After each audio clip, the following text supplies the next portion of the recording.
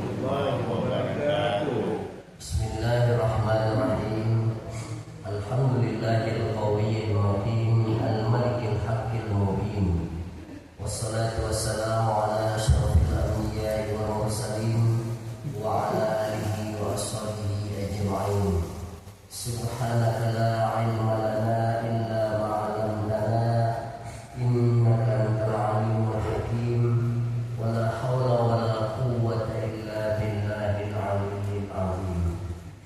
Kaum muslimin dan muslimat, jamaah surau Al-Nurul Watan, para penam dan juga jamaah subuh sedekah yang semuanya semoga senantiasa dirahmati Allah Subhanahu wa taala. Bersyukur kita kepada Allah atas segala nikmat dan karunia-Nya pada subuh yang berbahagia ini.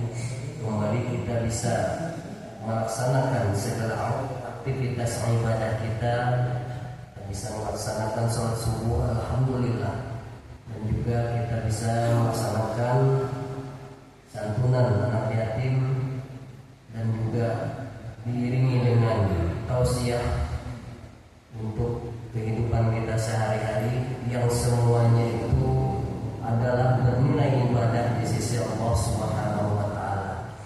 Dan karena itu ibadah, kita wajib untuk mensyukurinya. Karena setiap ibadah yang disyukuri adalah niscaya akan ditambahkan oleh Allah Subhanahu wa taala kepada kita. Kenapa kita harus bersyukur?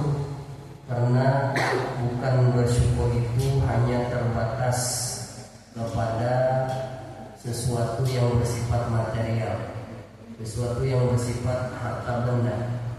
Setiap aktivitas kita dalam beribadah itu juga wajib kita mensyukurinya. Maka Allah pun sudah menyebutkan, la in syakartum la azidannakum wa la in kafartum inna azabi lasyadid. Jikalau engkau bersyukur dengan nikmat yang kuberikan, maka akan aku tambah-tambah. Maka jikalau kufur, tunggulah siksaku sangat pedih. Artinya kaum muslimin, seluruh sendi-sendi kehidupan kita itu adalah anugerah Allah Subhanahu wa taala. Maka kita berkewajiban untuk senantiasa mensyukurinya. Minimal kita ucapkan dengan lidah alhamdulillahirabbil alamin. Kemudian yang kedua, bersalawat kita kepada Nabi Muhammad sallallahu alaihi wasallam. Allahumma shalli wa sallim wa barik ala sayyidina Muhammad wa ala ali sayyidina Muhammad. Assalamu alayka ya Rasulullah, assalamu alayka ya Habiballah. Kaum muslimin dan muslimat rahimani wa rahimakumullah. Surat Al-Humazah ayat 1 sampai 9. Insyaallah kita akan sedikit bahas pada kesempatan yang berbahagia ini dengan segala keterbatasannya, bahwa surat Al-Humazah ini bercerita tentang para pengumpat, para pembicara-pembicara yang selalu mencela orang lain dari belakang ataupun mencela langsung berhadapan. Al-Humazah wal Lumazah. Bismillahirrahmanirrahim. Wailul likulli humazatil lumazah. Allah berfirman dalam surat Al-Humazah ini, wail. Beberapa tafsir menjelaskan bahwa wail itu ada yang mengatakan sebuah jurang dalam neraka, namanya wail. Dan umum digunakan kalimat wail itu sebuah kalimat untuk menyatakan sebuah perbuatan yang kemudian setelahnya itu sangat kada baik. Wail, sebuah perbuatan yang dinyatakan sebagai kalimat itu menyatakan kalimat imahnya itu adalah yang kada baik, maka disebut wail. Kalau diartikan secara literal bahwa wail itu artinya celakalah, kada bagus benar. Nah, begitu bahasanya. Celakalah. Al-Humazah wal Lumazah. Siapa itu mereka? Mencela berhadapan, mencela berbelakangan, atau mencela berhadapan. Kedua-duanya sama kada baik. Menyambati berbelakangan, kadang-kadang berhadapan berbelakangan. Jadi semuanya itu tercatat dalam catatan para malaikat, yang mana malaikat itu sudah kita pahami sebagai pesuruh-pesuruh Allah. Bukan berarti kemudian para malaikat itu yang mencatat segala apa yang kita ucapkan, apa yang kita perbuat itu Allah kada mampu, bukan begitu. Allah itu menyuruh para pesuruhnya itu sebagai suatu pembuktian, mengajarkan kepada kita segala sesuatu itu perlu ada catatan. Jikalau di kemudian hari ada kekeliruan, ada sesuatu yang kurang sependapat dan lain-lainnya, ada catatan. Nah, ini Allah mengajarkan seperti itu pelajarannya. Jadi ketika manusia suatu saat mana buktinya Allah, aku melakukan perbuatan mengumpat orang lain ini, aku mencela orang lain, mana buktinya? Ini kata Allah, catatan daripada malaikat. Kan ingat berkilah lagi. Nah, itu tujuannya itu Pak. Jadi catatan itu sangat penting sekali dalam segala apapun kehidupan kita ini. Nah, maka di situ Allah mengatakan celakalah bagi para pengumpat berhadapan, berbelakangan ataupun yang berhadapan. Kedua-duanya sama-sama kada baik. Sama-sama akan menjadi catatan amal yang kada baik, ibadah yang kada baik kan ibadah ya. Amal yang tidak baik bagi orang yang melakukannya. Apa diantaranya ciri-ciri orang yang pengumpat itu? Ada sambungan ayat itu kemudian allazi jama'a malan wa 'addada. Yang mereka itu tanda-tanda para pengumpat itu, satu, suka mengumpulkan harta, wa 'addada, dan suka menghitung-hitungnya. Ciri-cirinya dijelaskan Al-Quran. Bila orang itu berkarakter pengumpat, bila orang itu berkarakter suka mencela orang, itu kemudian ada karakter pribadinya yang suka mengumpulkan harta. Suka mengumpulkan harta dalam artian bukan untuk tujuan amal ibadah. Kadang kita heran Bapak Ibu sekalian, zaman dulu, mudah-mudahan sekarang tidak, karena zaman dulu tuh disimpan, emas itu disimpan di dalam kaleng, dalam cuntang, ya nak? Ibu-ibu biasanya itu yang punya besi emas disimpan, lalu emas itu dimasukkan di lemari, atau sudah saking banyaknya biasanya emas itu ditanam dalam tanah di belakang rumah, di bawah pohon ini, di bawah kayak itu pada itu deh. Nah, maka untuk yang kedua ini menyimpan dalam tanah itulah yang kemudian orang jadi harta karun. Yang dibilang harta karun itu apa? Karena emas itu menurut riwayat bila disimpan di tanah ini berjalan. Maka aku di sini menanam di mamanya mereka. Kayaknya hilang ya, bukannya hilang, ini berjalan. Maka itu emas itu terus disimpan di tanah. Jadi kalau kita ada ketemu bersebentuk cincin, kalung yang sudah jadi itu bukan harta, bukan emas dalam tanah, itu sudah olahan. Olahan itu bisa jadi punya orang yang berjalan. Nah, kalau emas yang sebelum diolah itu berbentuk pasir masih, yang biasa diulang di pertambangan orang itu. Nah, itu yang kedua tadi. Yang pertama mengumpulkan di rumah. Yang dimasukkan ayat Al-Quran ini mengumpulkan kebiasaan dan mungkin jadi satu kenikmatan bahwa ketika mengumpulkan harta emas contohnya ada kenikmatan pagi dibuka, lihat tutup pulang, tengah hari kena buka lagi tutup pulang, malam buka lagi tutup lagi, simpan, bukan dipakai. Kalau dipakai itu masih ada kebolehannya, apalagi bagi perempuan, khusus perempuan itu boleh memakai emas sesuai standar. Ada boleh pulang berlebihan benar. Sesuai standar itu nisab zakat, ya. Berapa standar bibinian boleh pakai emas itu disebutkan dalam kitab-kitab fikih, jangan melebihi nisab zakat. Berapa nisab zakat? 85 gram. 85 gram itu dimayangkan 12 25 mayam. Dibuluh 10 mayam.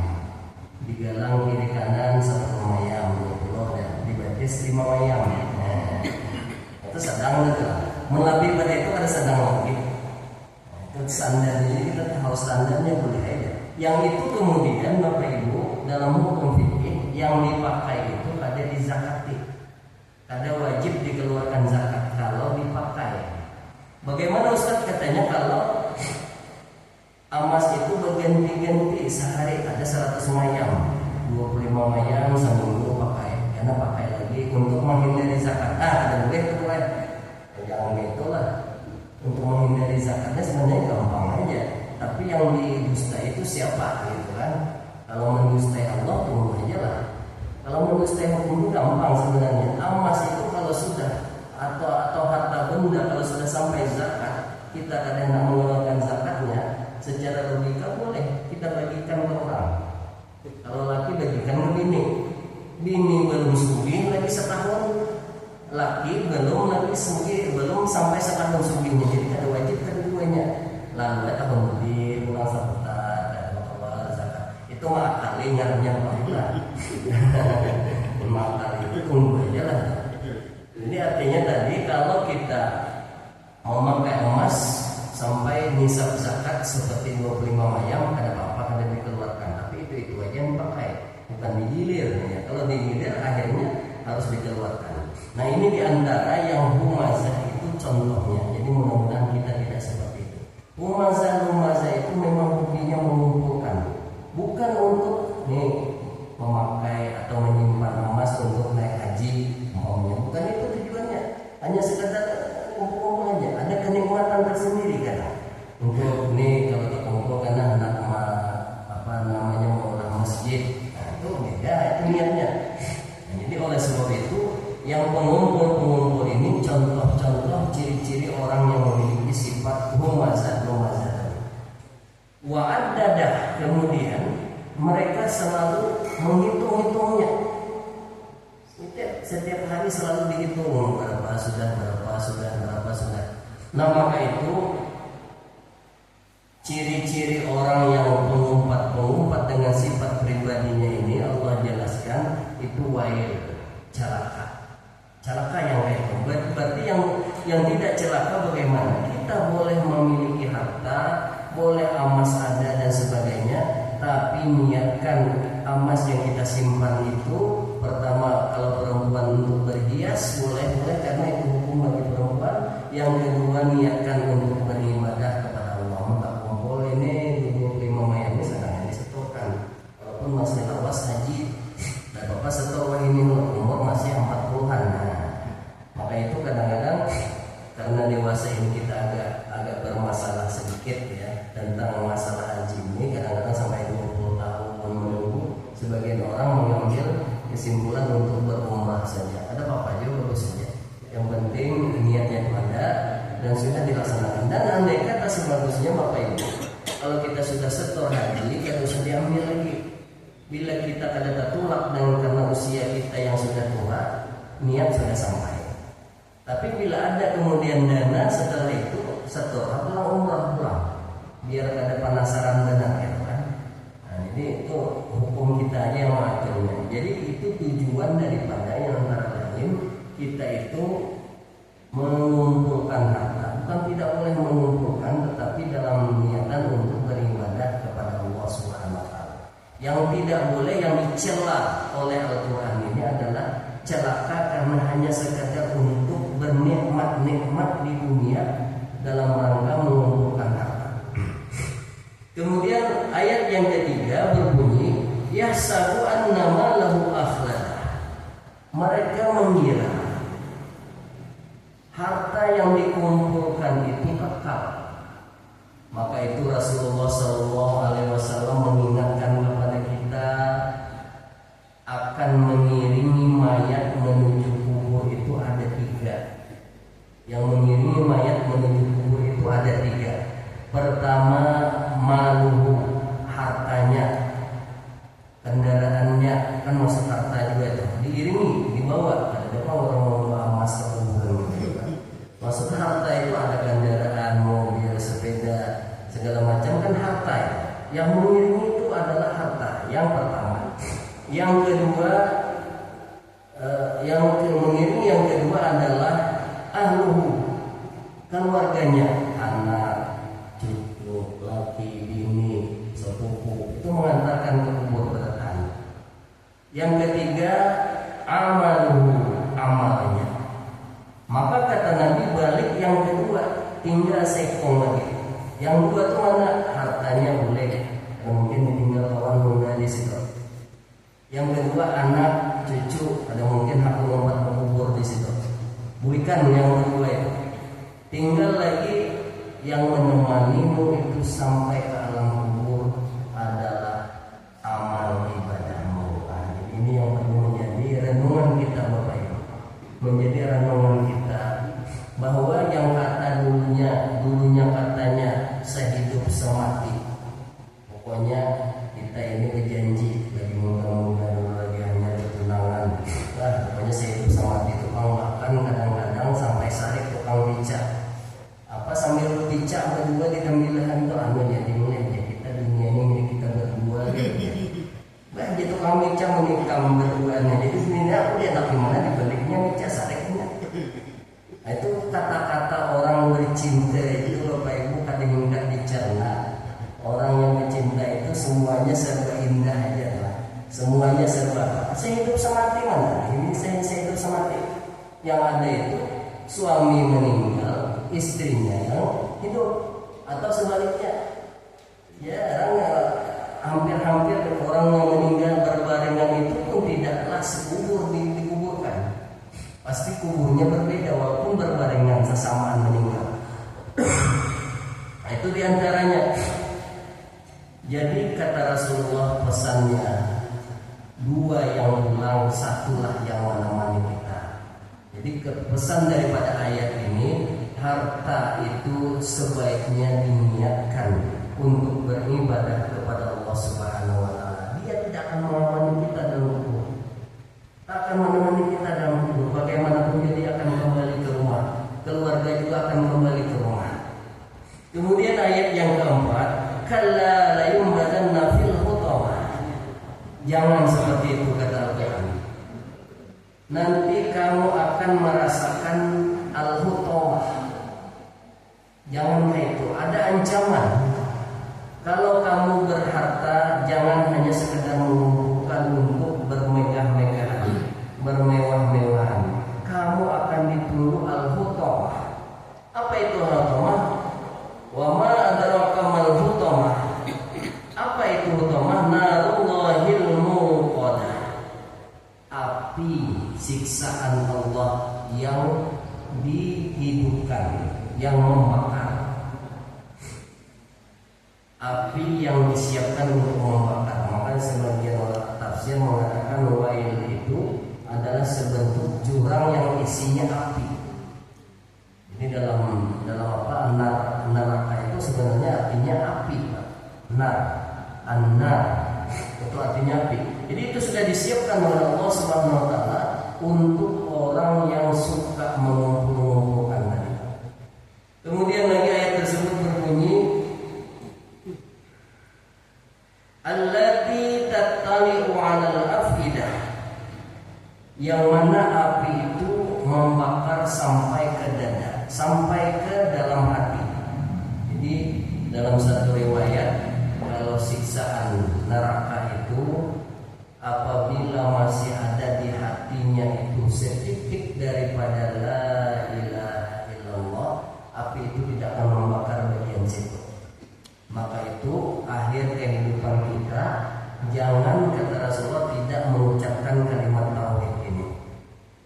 Bila ada masih setitik saja la ilaha illallah keimanan itu, api neraka itu akan padam sendiri sebetulnya.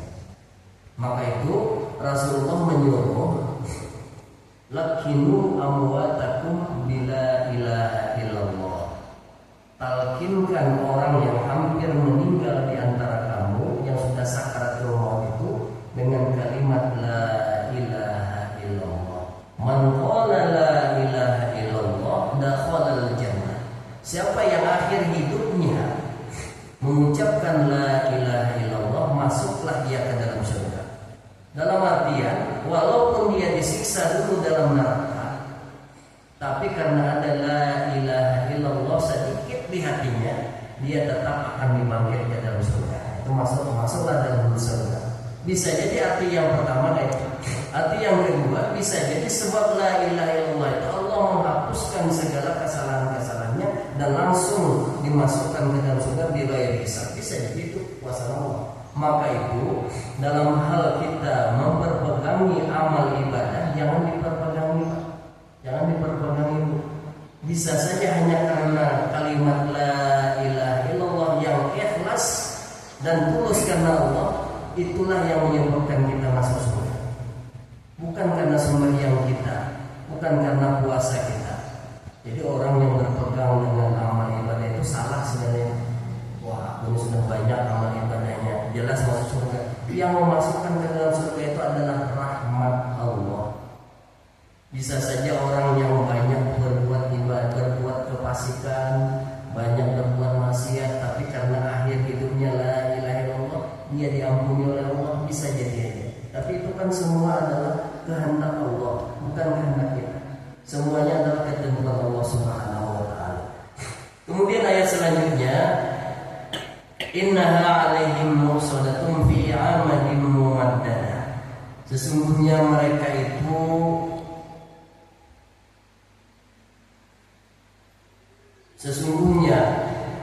api itu yang ditutup rapat atas mereka, sedangkan mereka itu diikat pada tiang-tiang yang panjang. Nah, ini penutup daripada ayat tersebut, innaha 'alaihim muhsanatun fi 'amadin mumaddadah. Jadi ini kesimpulan sangat beratnya siksaan Allah Subhanahu wa taala kepada dua kalimat tadi yang di atas, dua sifat yang harus kita hindari. Dua sifat yang akan menjadi catatan yang tidak baik bagi kita. Yang pertama, menyambati belakangan. Yang kedua, menyambati berhadapan. Dua kalimatnya sama-sama tidak baik. Kalau belakangan orang sanggup, berhadapan kadang-kadang ada sanggup. Tapi ada juga orang yang sanggup berhadapan, langsung menyambut orang itu, ada asana dipanggil itu, ada berjaga lagi. Orang itu kadang membalas tidak membalas karena mungkin dia tidak berdaya dari satu sisi, atau dari sisi yang lain dia memang tidak sanggup menghadapi orang itu, tapi dihinyek terus, disambati terus. Ini ancaman Allah kepada dua sifat yang harus dihindari bagi kita umat Islam. Baik menyebut belakangan yang tidak baik atau yang baik bagi orang lain, ataupun menyebut berhadapan. Kenapa saya sebut berbelakangan yang baik yang tidak baik itu? Karena ada istilah ghibah dan fitnah. Ada pertama ghibah. Ghibah itu artinya menyebut sesuatu yang memang benar terjadi bagi orang tersebut, disebut berbelakangan oleh orang lain. Itu namanya ghibah. Dan dia tidak suka disebut-sebut walaupun itu jahat. Apalagi yang baik yang disebut-sebut. Yang tidak baik, jahat, disebut-sebut, ada suka disebut. Contohnya mamanya Allah yang contoh juga. Mamanya Allah itu rumahnya dari hadapan mana ya bagus, di belakangnya mana pangnya. Itu kan menghibah datang. Memang benar di belakangnya bobrok, rumah itu kan bagus, di belakang depannya benar bagus. Disebut-sebut oleh orang lain, dia tidak suka disebut, namanya ghibah. Ghibah sudah termasuk mengumpat, termasuk celaka.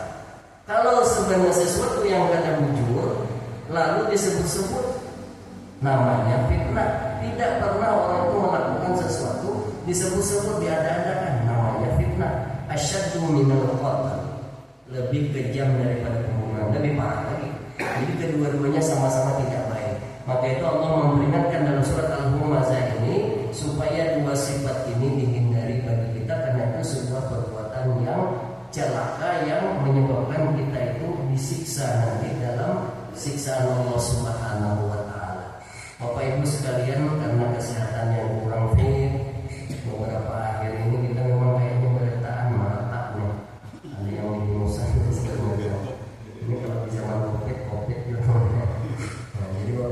sekalian, terima kasih atas segala perhatiannya dan mohon maaf atas segala kekurangan. Billahi